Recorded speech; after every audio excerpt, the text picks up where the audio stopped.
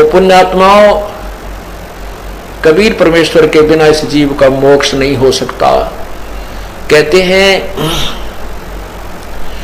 गोरख से ज्ञानी घण ये सुख दे जति जिहान, सीता सी बहु भारिया ये संत दूरी अस्थान।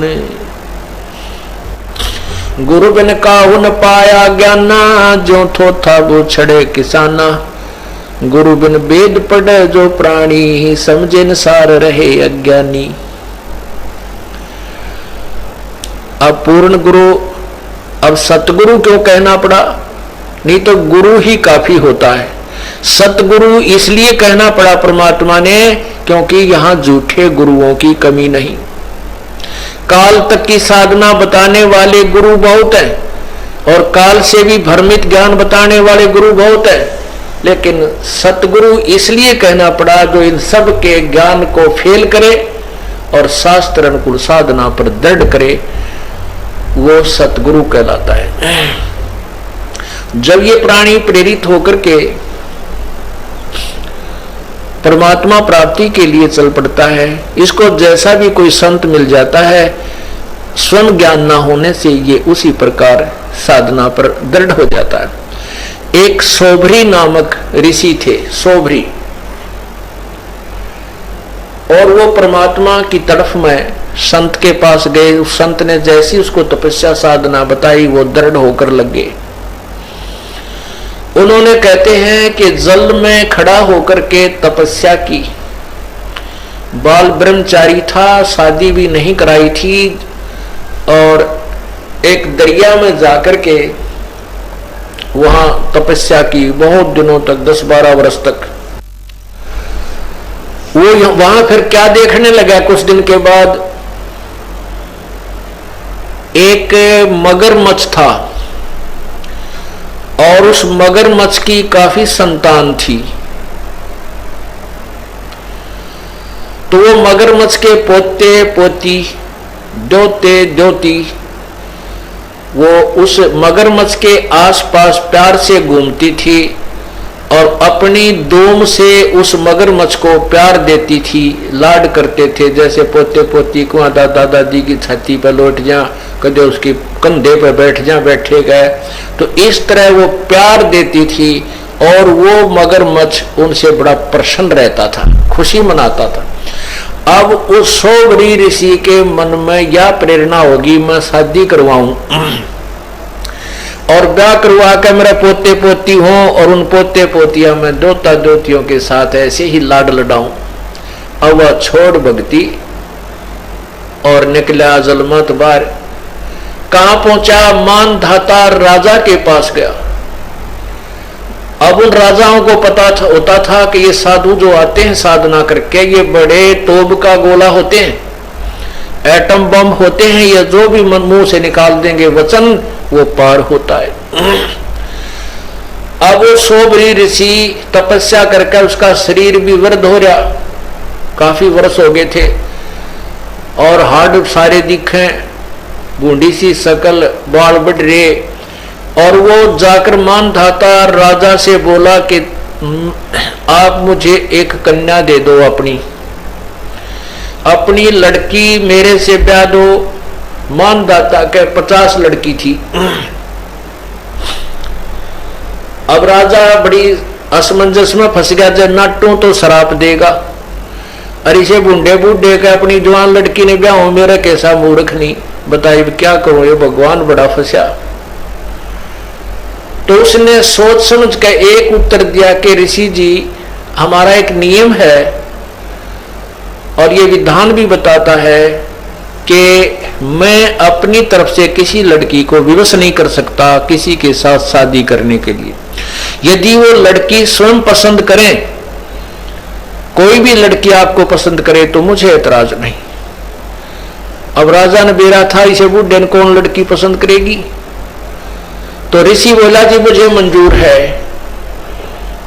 मंजूर है, अगर ये आपकी कन्या मुझे पसंद करे तो मेरे से शादी कर लेगी।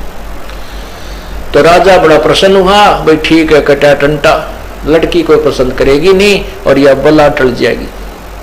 उसने, क्योंकि उन लड़कियों को एक बड़े महल में रहती थी, वहां पर एक नपुंसक व्यक्ति जो हिजड़ा बोलते हैं, उनको ड्यूटी पर उनके गेट कीपर रखा जाता था। तो उसने उस नौकर को बुलाया राजा ने और कहा कि ऋषि जी को लड़कियों के महल में ले जाओ और ये जो भी लड़की इनको पसंद करेगी इसके साथ उसकी शादी कर दी जाएगी। अब उस ऋषि जी ने अपनी सिद्धि साधना और सारे जीवन की कमाई इसको कहां बर्बाद करना शुरू किया, अपना सुंदर शरीर बना लिया नौजवान लड़के का। और जो ही उन लड़कियों के महल में प्रवेश किया और उस नपुंसक ने सारी कहानी बताई कि राजा का आदेश है, जो इसको पसंद करेगी उसके साथ शादी कर दी जाएगी। उन 50 की 50 लड़कियों ने उस ऋषि को पसंद कर लिया। अब राजा फंस गया अपने वचन में। सारी कहानी आकर बता दी गई कि आपकी 50 की 50 लड़कियों ने मुझे पसंद कर लिया है। इसकी गवाही सब लड़कियों ने भी दे दी कि हम इसे पसंद करती, क्योंकि सुंदर शरीर बना लिया उस ऋषि ने। अब राजा ने वह फिर साथ भेज दी लड़की, लेकिन आत्मा बहुत रो रही थी कि कंगाल के साथ ये क्या खाएंगी मेरी बेटी, कहाँ रहेंगी, कैसे दुख उठाएंगी, जंगल में रहना पड़ेगा। पर चलो इनका भाग था, मैं क्या करूं। अब उस ऋषि ने अपनी कमाई थे, देख काल का जाल है भगवान, उसने क्या किया, वहां जाकर के विश्वामित्र को आदेश दिया कि इन 50 महल बना दे।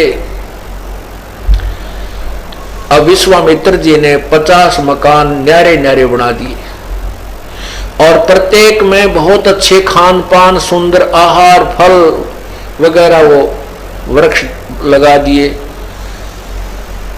एक दिन मानधाता राजा के मन में ये बात आई कि अभी अपनी कन्याओं को देख करता हूं वो दुखी है या सुखी है। वो जब वहां पहुंचा अपने उस ऋषि के डेरे में, देखा वहां तो पूरी 50 मकान बने हुए, बड़े सुंदर सुंदर, एक कॉलोनी सी बसी हुई है। वो पहली लड़की के मकान में जब गए तो मानधाता राजा ने पूछा, बेटी तुम कुशल तो हो? कि पिताजी वैसे तो हम कुशल हैं, कोई कमी नहीं, लेकिन माता पिता की याद तो आती ही रहती है और बाकी हमें कोई कष्ट नहीं। एक मुझे कष्ट है कि ये मेरा पति मेरे पास ही रहता है, दूसरी बहनों के पास कभी नहीं जाता। अब वो दूसरी कन्या के पास गया तो उसने भी यही कहा, पिताजी हम बहुत सुखी हैं और मुझे एक बात का दुख है कि मेरा पति मेरे ही पास रहता है, दूसरी बहनों के पास नहीं जाता।